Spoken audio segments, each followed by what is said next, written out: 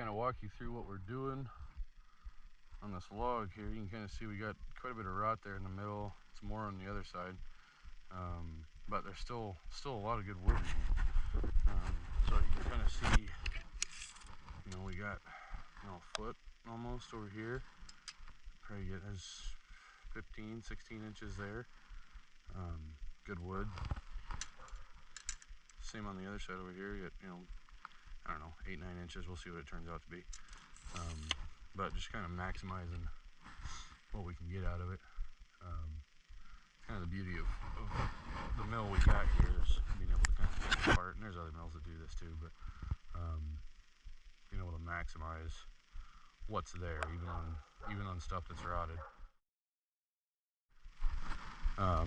Towards the end of the day yesterday, ran into something. I've only got 8.5 hours on the mill so far, but found my first rock. It's a beauty. I turned this thing into a rock cutting machine yesterday. I had to shut down and switch over to learning how to sharpen, which had a old guy here in town, old Sawyer, been here a long time, and runs a Lucas. Was able to come over and kind of show me the ropes. Sharpening system's a little bit different than what he's used to, but principles are the same. But yeah, nasty old rock. What actually happened was, I don't know, you can't quite tell, but this is where I was biting down with the excavator, trying to get a good grip on it. It's hard to get good grips on these big logs, but what happened is I set that one of the teeth had set on one of my multiple grasps, trying to get a grip on it, had actually landed right on this rock and had pressed it. You can see how far it is below that. So even if this log was perfectly clean, I don't know that I would have caught it. I'm in the early stages of learning, but that's part of it, I guess. But yeah, just kind of showing you guys what we're working with. Beautiful log. I love that color. You get some bright purples here on the edge. It's really pretty.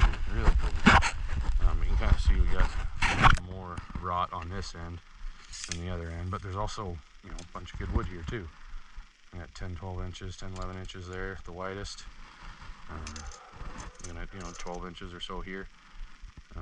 So I'm gonna go ahead and continue to make 2x6s in the vertical along there as far as I can, all the way up in here, and then probably continue to make some 2x6s along here and get all the way up to this edge, and then see if I can't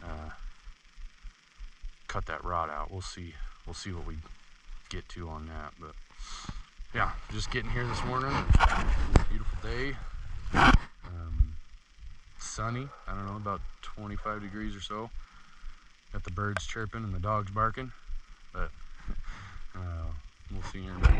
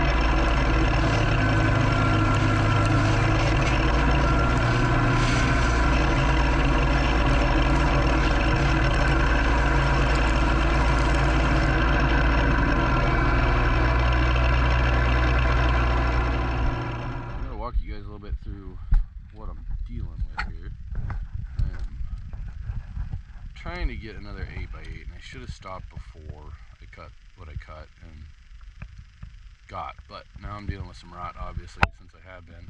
I'm trying to see if I can get an 8x8 out here. I don't think I'm going to be able to after looking at it. I think it's going to have to be an 8x6, which is fine. Nothing wrong with that. I need one more posts to set these, what they call log dogs on. I'm just about out of short stuff to cut, and I'm going to start stepping up into the bigger stuff. It looks like there could be something here, but there's a lot of punkiness and a lot of rot to this right here. I'm also trying to avoid splitting this log. You can see this crack goes all the way through. I'll show you on the way up.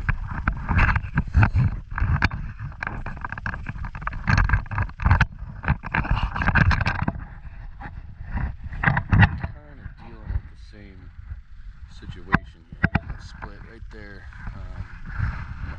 What I'm afraid of is it goes all the way through.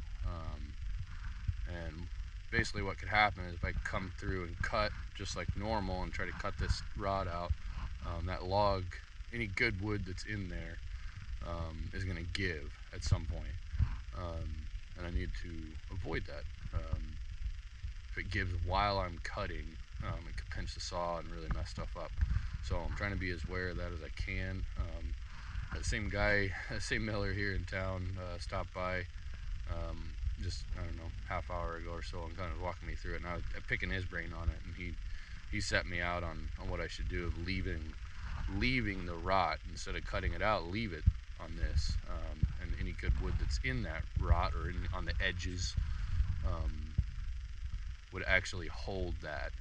So what I'm going to do is I think pull some 2x6, maybe a 2x4 out in this section, and then from there jump the mill over and cut on this side, since I can cut on both sides easily. Go ahead and try to get my 8x6 is what I'm going to have to do, and then I can cut a 2x8 and lay it on top, and essentially make an 8x8. So that's where I'm at. I'm going to go ahead and fire it up and see what happens.